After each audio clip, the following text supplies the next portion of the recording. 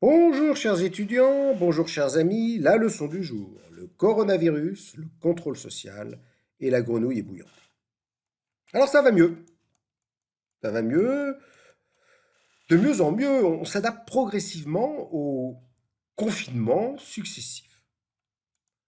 Les bars de rencontres sont fermés, on ne peut plus aller voir nos amis, mais on peut continuer à travailler, super. Et tout ça sans aucune révolte, sans rébellion. Comment est-ce possible? Que s'est-il donc passé? Eh bien, il s'est passé que on a été discipliné et contrôlé. Avant, rappelez-vous, les terrasses de café, c'était ça. Après, c'est devenu ça. Alors parfois, c'est plus dramatique. Avant, les réunions de famille, les grands-parents, les petits-enfants. Après, papy et mamie dans la cuisine, selon la recommandation de l'Académie de médecine. Avant, les enfants allaient ensemble à l'école, parlaient, chantaient, rigolaient. Après, ils y vont tout seuls, avec un masque, qu'ils doivent même garder en rentrant à la maison. Du coup, l'épidémie est sous contrôle, mais la société aussi est sous contrôle. C'est le contrôle social, c'est-à-dire l'acceptation progressive d'une situation qui semblait inacceptable au début. Alors, le contrôle social n'est pas forcément toujours négatif. Un exemple de contrôle social. Avant, en 1973, 15 000 morts. Après, aujourd'hui, moins de 4 000. Qu'est-ce qui s'est passé? Comment est-ce qu'on a obtenu ce résultat? Alors, on n'a pas obtenu en 73 d'un coup. Le président Pompidou n'est pas venu dire à la télé, mes chers concitoyens, demain on met la ceinture, on roule à 50 km/h, on ne boit que de l'eau avant de conduire, et en plus vous serez filmé à tous les coins de rue. Ça aurait été la révolution. Et pourtant, ces mesures ont été prises. Un autre exemple, il est dorénavant interdit de fumer dans les lieux publics. C'est la loi de 2017. Mais c'est aussi un canular, un poisson d'avril, fait en 1972 par des journalistes d'Antenne 2 qui pensaient que c'était complètement irréaliste.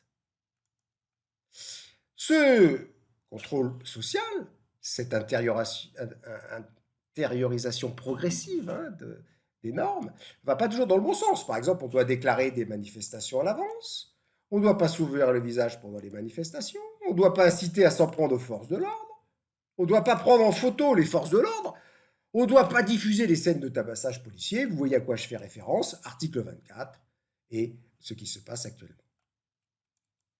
Alors comment on peut en arriver là? Et qu'est-ce qui va nous arriver par la suite? C'est là où la grenouille intervient. C'est possible car c'est progressif.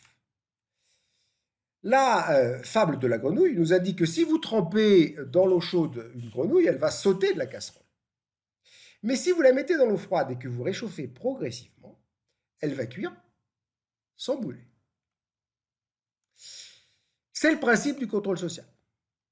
Principe qu'on peut décliner. Les réflexes de lutte liés à des chocs importants sont atténués si ces chocs sont progressifs.